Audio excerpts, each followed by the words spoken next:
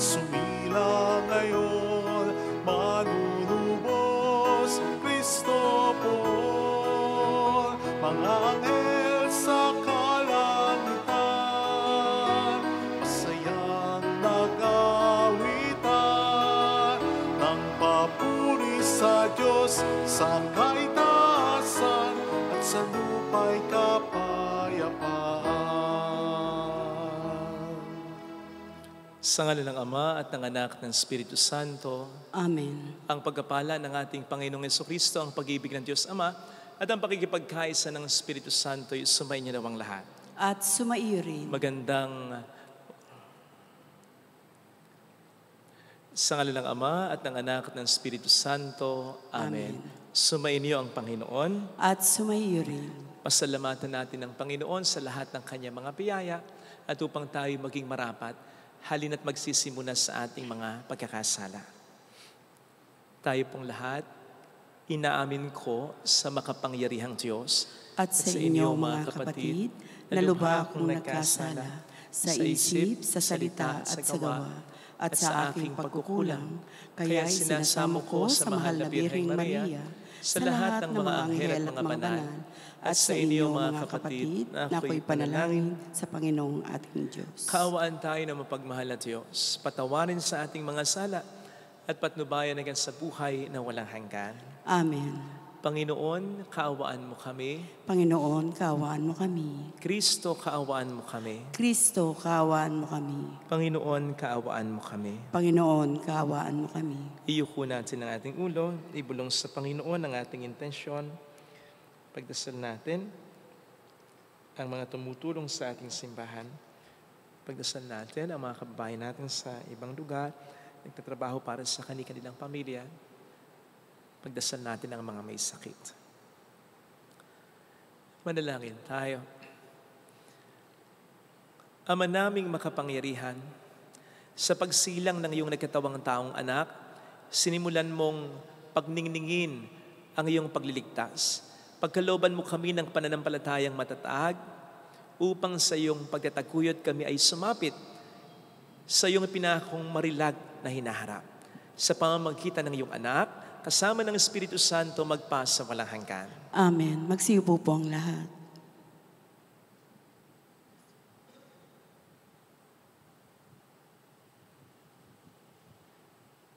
Ang salita ng Diyos mula sa unang sulat ni Apostol San Juan. Mga anak, huwag kayong pataya kanino man. Ang sinumang gumawa ng matuwid ay matuwid, katulad ni Kristo. Ang nagpapatuloy sa pagkakasala ay kampon ng dyablo, sapagkat sa simula pa'y gumagawa na ng kasalanan ang dyablo. At naparito ang anak ng Diyos upang wasakin ang mga gawa ng dyablo. Ang tinatanggap ng Diyos bilang anak niya ay hindi nagpapatuloy sa pagkakasala, sapagkat siya'y may bagong buhay na galing sa Diyos. At yamang ang Diyos ang ama niya, hindi siya maaaring magpatuloy sa pagkakasala. Dito makikilala kung sino ang mga anak ng Diyos, at kung sino ang mga anak ng dyablo. Ang sino mang hindi gumawa ng matuwid at hindi umiibig sa kanyang kapatid ay hindi anak ng Diyos. Ang salita ng Diyos. Salamat sa Diyos. Kahit sa ay namamalas, tagumpay ng nagliligtas. Kahit sa ay namamalas, tagumpay ng nagliligtas. Umawit ng bagong awit, sa Panginoon ay ialay. Pagkat yaong ginawa niya'y kahangahangang tunay, sa sariling lakas niya at taglay ng kabanalan, walang hirap na natamo, yaong hangad ng tagumpay.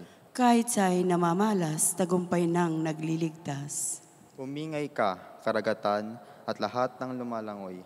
Umawit ang daigdigan at lahat nagroroon. Umugong sa palakpakan, pati yaong kaliliman. Umawit ding nagagalak ang lahat ng kabundugan. Kahit sa'y namamalas, tagumpay nang nagliligtas. Pagkat siya'y dumarating, maghahari sa daigdig. Taglay niya'y katarungan, ang paghatol na matuwid. Kahit sa'y namamalas, tagumpay nang nagliligtas. Magsitayo po ang lahat.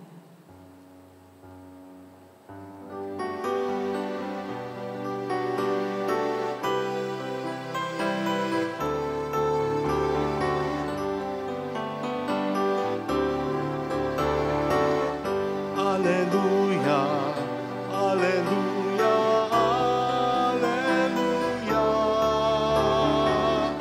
Alleluia, alleluia, Alleluia, Alleluia. Sumainyo ang Panginoon. At sumaiyo rin. Ang mabuting balita ng Panginoon ayon kay San Juan. Papuri sa iyo, Panginoon. Noong panahong iyon, naroon uli si Juan at ang dalawa sa kanyang mga alagad. Nakita niya si Jesus na nagdaraan at kanyang sinabi, "Ito ang kordero ng Diyos." Narinig ng dalawang alagad ang sinabi niya at sumunod sila kay Jesus. Lumingon si Jesus at nang makitang sumusunod, sila ay kanyang tinanong, "Anong hinahanap ninyo?" Sumagot sila, "Saan po kayo nakatira, Rabay?" Ang kahulugan ng salitang ito'y guro. Halik kayo at tingnan ninyo. Ani Jesus. Sumama sila at nakita nila ang kanyang tinitirhan at tumuloy sila roon ng araw na yaon. Nooy mag-iikaapat na ng hapon. Ang isa sa dalawang nakarinig kay Juan ay sumunod kay Jesus. Ay si Andres na kapatid ni Simon Pedro. Una niyang hinanap ang kapatid niyang ito at kanyang sinabi sa kanya, "Natagpuan namin ang Mesiyas." Ang kahulugan ng salitang ito'y Kristo at siya'y sinama ni Andres kay Jesus. Tiningnan ni Jesus si Simon at sinabi sa kanya, "Ikaw si Simon na anak ni Juan. Ang ipapangalan ko sa iyo'y Cephas." Ang katumbas ng ngalang ito'y Pedro. Mga kapatid, ang mabuting balita ng Panginoon. Pinupuri ka namin, Panginoong Hesukristo. Maraming mga pagkakataong natatanong kaming mga pare, "Father, bakit ka nagpare?" Usually, may kapartner pa yung tanong na yan na, "Bata ka pa lang ba? Ginusto mo na yan?" Na para bang habang sila'y nagtatanong, mababakas mo sa kanila yung, "Talaga ba?" Kasi parang sa tingin nila, napakahirap na desisyon ang magpari talaga. Well, mahirap naman talaga. Mahirap naman talaga yung hindi magpamilya, hindi mag-asawa, hindi mag-anak. Hindi naman kami nagpare dahil ayaw namin ang lahat ng yan. But you know what? Sa maraming mga pagkakataon, lalo na halimbawa sa kaso ko, hindi naman ganung naging napakahirap nung une. Sapagkat katulad sa mga unang alagad sa Ebanghelyo ngayon, hindi naman kaagad-agad ay pinressure na kami ng Panginoon sa ganitong desisyon. Inunti-unti niya muna ako hanggang sa ako ay tuluyang makatugon. Narinig po natin sa ating Ebanghelyo ngayon kung papaanong ganito ang naging pagtawag ni Kristo sa kanyang mga unang disipulo. Ang sabi niya, "Halik kayo at tingnan ninyo." Natatandaan ko, ito ang isa sa mga paanyaya dati sa mga kabataan para pumasok ng seminaryo. "Halik kayo at tingnan ninyo." Come and see. Na para bang, try nyo muna. At hindi muna, magpari ka, huwag kang mag-aasawa, huwag kang mag-aanak. O di ba? Pag ganyan, sinong maiinggan niya? Kaagad-agad? Nega? No! Sabihin mo munang, come and see. Try mo muna. At yun ang nangyayari sa akin. I tried until I fell in love. O di ba't parang ganyan lang din po kayong mga nag-asawa? At first ba agad? Sinabi mo, pakakasalan mo yung taong ito, na in love ka ba agad? Hindi. Nakipagkaibigan ka muna. Nanligaw ka muna. Nagpaligaw ka muna. Mahirap yatang ipagkatiwala agad ang buhay mo sa isang tao na hindi mo naman kadugo o kaano-ano. Malay mo kung sino ito. Lalo pat later on, sa kanya mo sasabihin ang mga mabibigat na salitang, ikaw lamang ang aking iibigin at itatanging karugtong ng buhay ko. Ngayon at kailanman. Ang bigat niyan. Dapat, hinay-hinay lang. Ganon din sa pakikipagkaibigan. Hindi ka naman basta nakikipagkaibigan sa taong di mo kakilala. Kikilanlin mo muna. Kikilatisin mo muna. Makikiramdam ka muna. Ganon din sa pakikipagrelasyon kay Kristo. Ang kaibahan nga lamang kay Kristo, sigurado. Siguradong hindi ka paasahin, hindi ka lolokohin, hindi ka paiyakin. Kaya siguradong hindi ka magsisisi. Tingnan po ninyo yung imbitasyon ng Panginoon dito sa ating narinig na ebanghelyo. Come and see. Try nyo. Yung mga salitang yun ay may kumpiyansa. Parang ito yung sinasabi natin sa tao kapag pinapatry natin sa kanyang isang bagay, pinapupuntahan natin sa kanyang isang lugar, pinapatikman natin sa kanyang isang pagkain na alam natin hindi tayo mapapahiya. Na para bang, try mo. Sige lang. Puntahan mo. Tikman mo. Kasi sigurado ka na masisiyahan siya, magugustuhan niya, masosolve siya. Parang ganun. At higit pa doon, ang imbitasyon ng Panginoon. Nang sabihin niya sa kanyang mga disipulo na parang sinasabi niya rin sa atin ngayon, try niyo makipagrelasyon sa akin. Hindi kayo magsisisi. Sige nga, may kilala ka ba at may naitalabas sa Biblia na nagsisi dahil sa pagsunod kay Kristo? May nagsisi, halimbawa si Judas. Pero hindi dahil sa sumunod siya kay Kristo. Nagsisi siya dahil hindi nga siya tuluyan at lubusang sumunod sa Panginoon. Pinagsisihan niya yon. Pero walang nagsisi talaga sa pagsunod at pagbibigay ng kanilang buhay kay Kristo. On the other hand, di ba? Ang dami na ng mga asawang nagloko, mga girlfriend na salawahan, mga boyfriend na nang iwan, mga manliligaw na nag-ghosting na lang, mga nagtraidor na mga kaibigan. Hindi mo na mabilang. Matatapos na lang yung nakaraang taon. Ang dami pang humabol. Cherry Pie, Edo Manzano, Sian Lim, Kim Chiu. Di ba? Hay, nako. Di mo na mabilang. Kaya kairami ng nawasak na tahanan. Kairami ng pusong sugatan. Marami nang umiyak. Marami nang nagsisi. Kung bakit hanggang ngayon, mas gusto nating mas makipagrelasyon sa tao kaysa sa Panginoon. Of course, we still have to establish relationships with others. Pero tandaan natin yung sinabi ni Kristo. Bago ang iba, bago sila, siya muna. Kaya nga sa prayer na kinompose po natin itong magbabagong taon, ang isa sa mga sinabi po natin doon, Panginoon, ngayong bagong taong ito, tulungan mo akong mas magkaroon ng malalim na relasyon sa iyo. Ang mas magsimba ako, mas magdasal ako, mas lalo akong mas magpakabuting tao. Sapagkat sa lahat ng relasyon, ang relasyon talaga natin sa Panginoon, ang maituturing nating pinakatotoo. Sa iyong pag nakipagrelasyon sa iyo, parang McDo, siguradong love ka niya. Parang Jollibee, bida ang iyong saya. Parang Rexona, He won't let you down. Kaya hindi ka magsisisi. Unfortunately, we don't really heed His invitation to come and see. Hindi natin siya binibigyan ng pagkakataon. Baka nga kahit kalahati lamang ng ibinibigay nating pagkakataon sa tao na ating nakakarelasyon. Hindi tayo faithful sa Kanya, katulad ng sinasabi sa ating unang pagbasa. Salawahan tayo sapagkat tayo'y nagkakasala.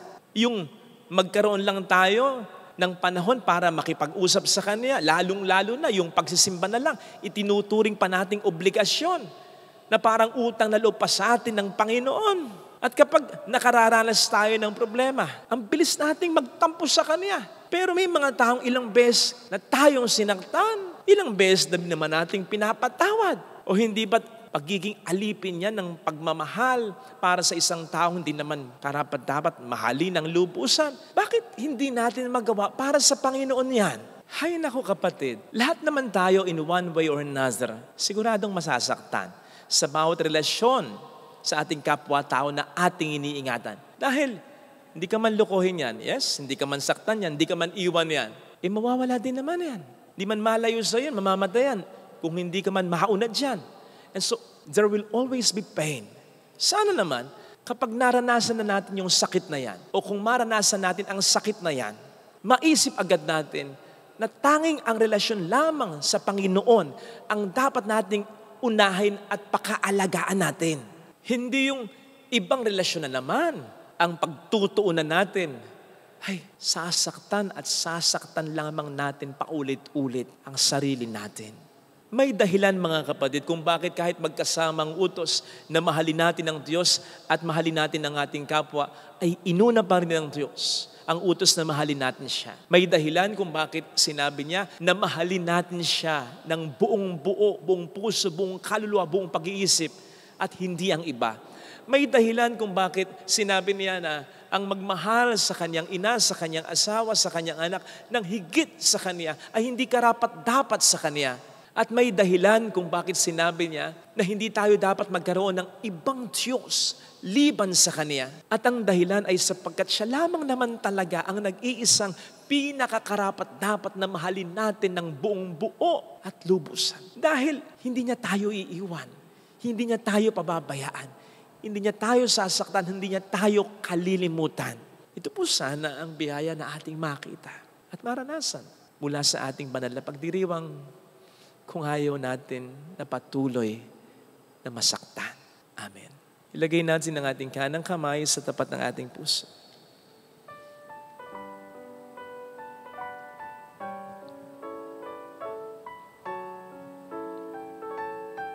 Awitin natin, alam kong may magagawa ang Diyos.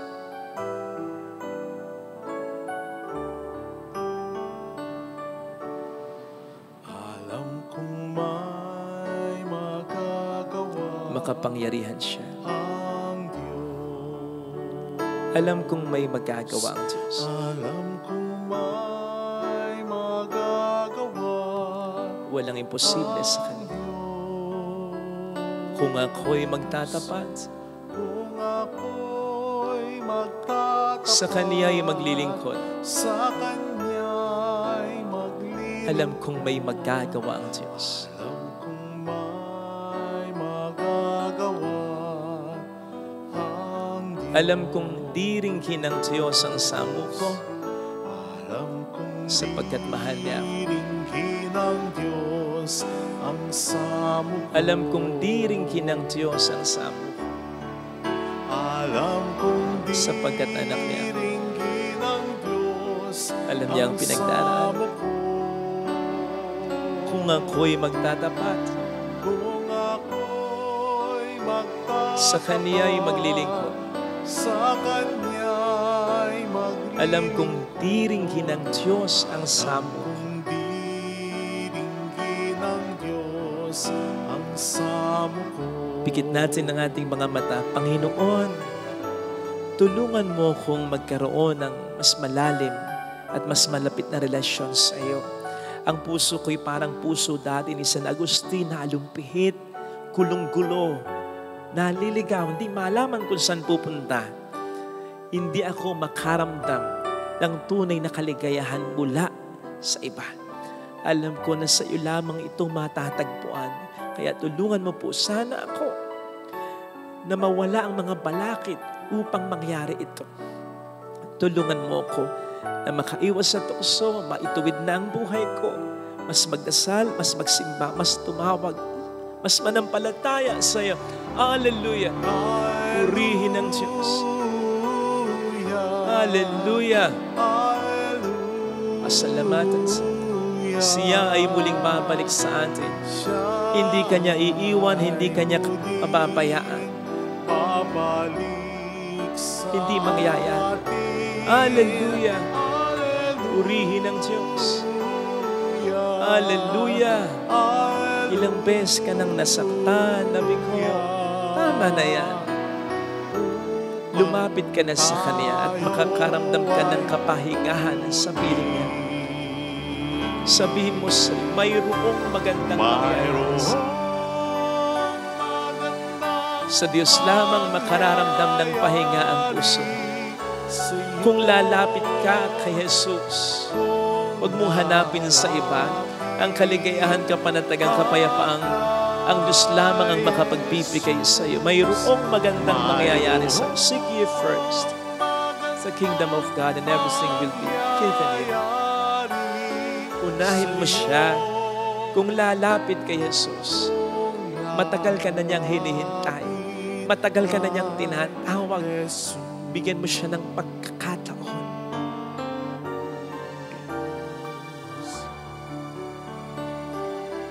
Papuri sa Ama at sa Anak sa Espiritu Santo. Kapara ng sa unang-una ngayon, magpakailanman, magpasawalang hanggan. Amen. Pag-aalay.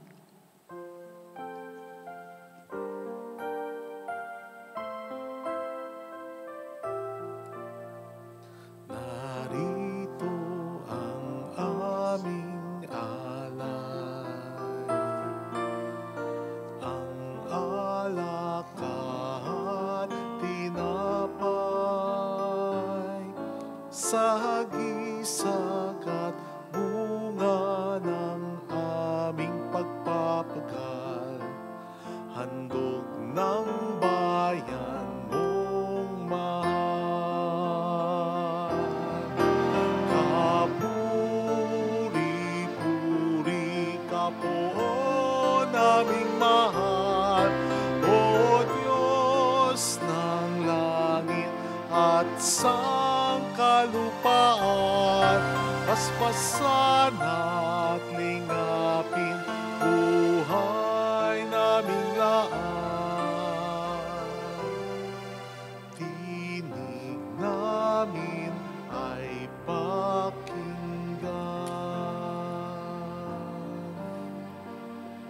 Manalangin tayo, pang ating handog ay maging kalugod-lugod sa Diyos samang makapangyarihan. Tanggapin nawa ng Panginoon itong paghahain sa iyong mga kamay, sa kapurihan niya at karangalan, sa ating kapakinabangan at sa buong sambayaran niyang banal. Ama naming lumikha, tanggapin mo ang mga alay upang maganap ang pagpapalitan ng iyong kaloob at ng aming handog sa aming paghahain na iyong ibinigay para kami maging marapat na iyong paunlakan sa pamamagitan ni Jesucristo. Asamang Espiritu Santo magpasa walang hanggan. Amen. Sumainyo po ang Panginoon. At sumaiyo rin. Nasa Diyos ang inyong puso at diwa. Tinaas na namin sa Panginoon. Pasalamatan ng Panginoong ating Diyos. Marapat na siya'y pasalamatan. Ama naming makapangyarihan, tunay ang marapat na ikaw ay aming pasalamatan sa pamamagitan ni Jesucristo na aming Panginoon. Sumilay sa amin ang pagkakataong makipagpalitang handog sa iyo ngayon. Inako ng iyong maaasahang anak ang pagkatao naming alangan at hamak. Kahit kamatayan namin ay kanyang natikman upang kami makasalo sa iyong buhay na walang hanggan. Kaya kaisa ng mga anghel na nagkisiawit nang papuri sa iyo ng walang humpay sa kalangitan, kami nagbubunyi sa iyong kadakilaan. Santo, Santo, Santo, Panginoong Diyos ng mga hukbo, napupuno ang langit at lupa ng kadakilaan mo. Hosana sa kaitaasan. Pinagpala ang naparirito sa ngalan ng Panginoon. Hosana sa kaitaasan. Magsiluhod tayo. Ama naming banal, ikaw po ang bukal ng tanang kabanalan, kaya sa pamamagitan po ng iyong Espiritu, gawin mong banal ang mga kaloob na ito upang para sa amin, maging katawan at dugo ng iyong anak, naming Panginoong Jesucristo. Bago niya pinagtiis ang kusang loob na maging handog, inawakan niya ang tinapay, pinasalamatan ka niya, pinaghati-hati niya iyon, iniabot sa kaniyang mga alagad at sinabi, tanggapin ninyong lahat ito at kanin. Ito ang aking katawan na ihahandog para sa inyo.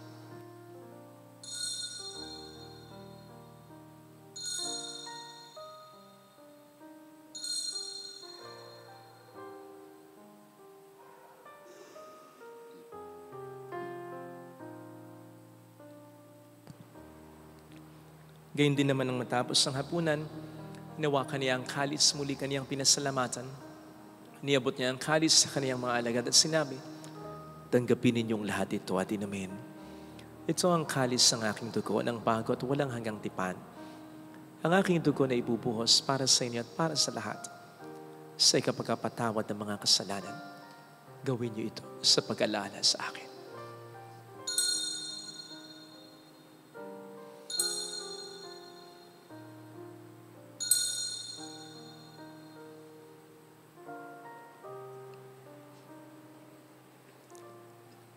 Ipagbunyi natin ang misteryo ng ating pananampalataya. Si Kristo'y namatay, si Kristo'y nabuhay, si Kristo'y babalik sa wakas ng panahon. Ama, ginagawa namin ngayon ang pag-alaala sa pagkamatay at muling pagkabuhay ng iyong anak. Kaya nialay namin sa iyong tinapay ng buhay at ang kalis ng kaligtasan. Kami nagpapasalamat dahil kami iyong minarapat at tumayo sa harap mo para maglingkod sa iyo. Isinasamo namin kami na magsasalo sa katawan at dugo ni Kristo ay mabuklod sa pagkakaisa sa pamamagitan ng Espiritu Santo. Ama, lingapin mo ang iyong simbahang laganap sa buong daigdig. Puspusin mo kami sa pag-ibig. Kaysa ni Francisco na aming Papa, ni Dennis na aming Obispo, at ng Tanang Kaparian. Alalahanin mo ang mga kapatid naming nahimlay nang may pag-asang sila'y muling mabubuhay, lalo ng aming mga ipagdarasal.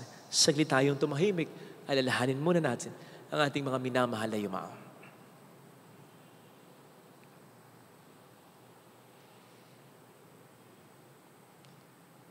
Kaawaan mo sila at patuloyin sa iyong kaliwanagan. Kaawaan mo at pagkitapatin kaming lahat na makasalo sa iyong buhay na walang wakas. Kaysa ang mahal na Birhen ng Lasalet, ang ina ng Diyos, isanusay ang kabiyak ng kanyang puso, lahat ng mga banal na namuhay dito sa daigdig ng kalugod-lugod sa iyo. May pagdiwang nawa namin ang pagpupuri sa ikararangal mo sa pamamagitan ng iyong anak, na aming Panginoong Hesukristo. Sa pamamagitan ni Kristo kasama niya at sa Kanya, ang lahat ng parangal, papuri ay sa iyo, Diyos Amang makapangyarihan, kasama ang Espiritu Santo magpasa walang hanggan. Amen. Tumawag tayo sa Ama.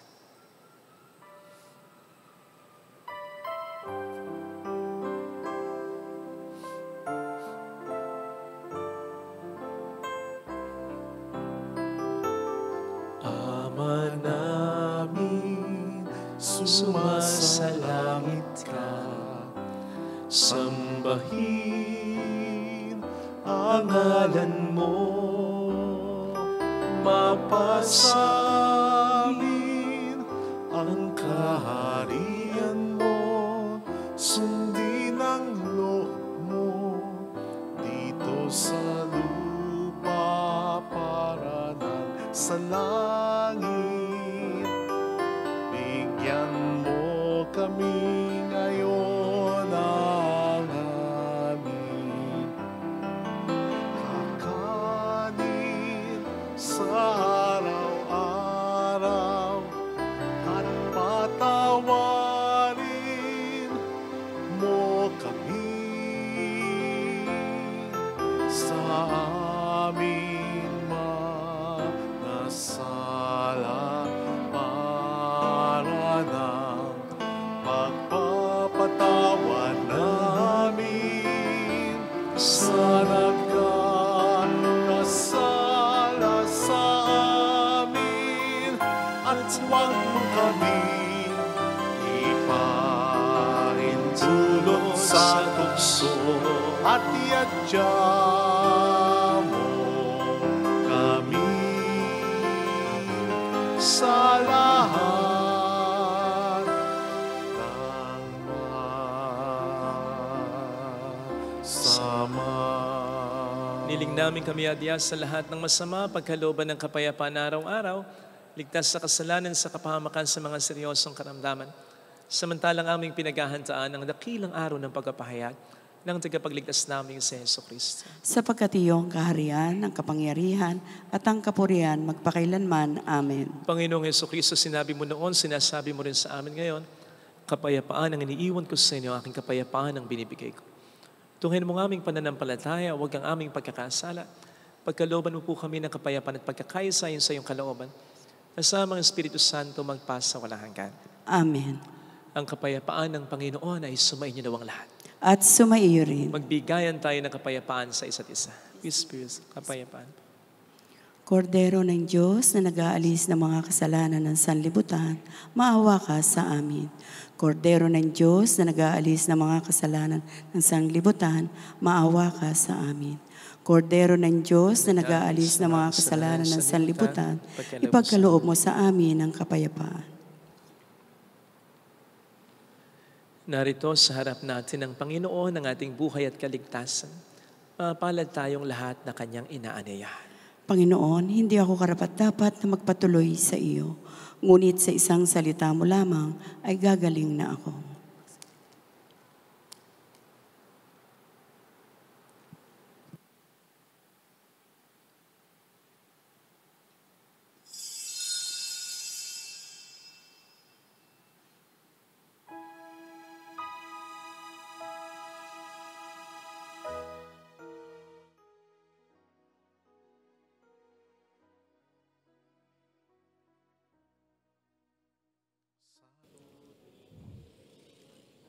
Panalangin para sa espiritual na pakikinabang. Panginoong Hesus, ako ay naniniwala na ikaw ay nasa kabanal-banalang sakramento. Iniibig kita ng higit sa lahat at ninanasa kong tanggapin ka sa aking kaluluwa. Sapagkat sa mga sandaling ito, hindi kita matatanggap sa sakramento. Tumuloy ka sa espiritu sa aking puso. Niyayakap kita na para bang naririto ka na. Inaalay ko ng buong buo ang aking sarili sa iyo. Huwag mong hayaang mawalay ako sa iyo. Amen.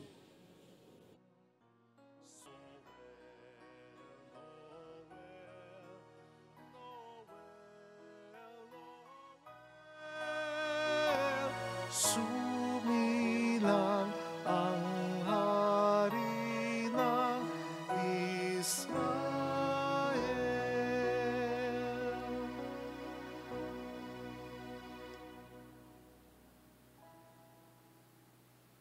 Manalangin tayo.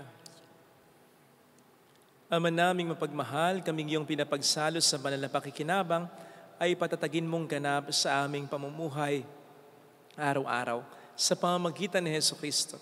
Kasama ng Espiritu Santo magpasa walang hanggan. Amen. Holy God, Holy Mighty One, Holy Immortal One. Have mercy on us and on the whole world. Holy God, Holy Mighty One, Holy Immortal One. Have mercy on us and on the whole world. Holy God, Holy Mighty One, Holy Immortal One. Have mercy on us and on the whole world. Jesus, King of Mercy. We trust in you. Alalahanin. Alalahanin, o mahal na Birhen ng Lasalet, ina ng pag-asa.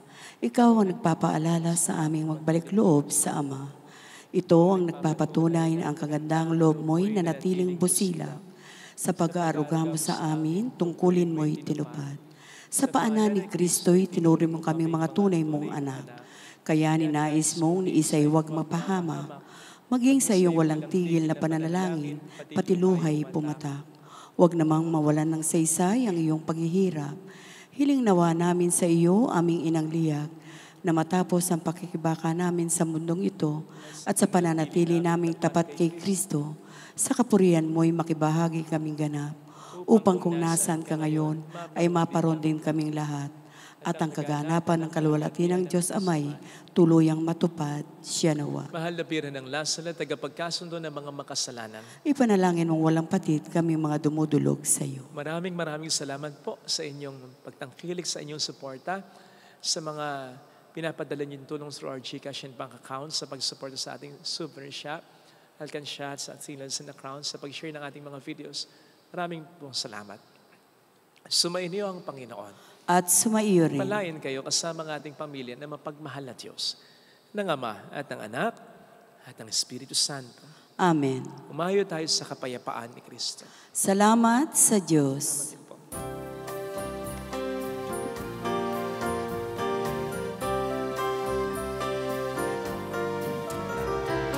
Aming iniaalay ang pag-ibig na walang kapantay.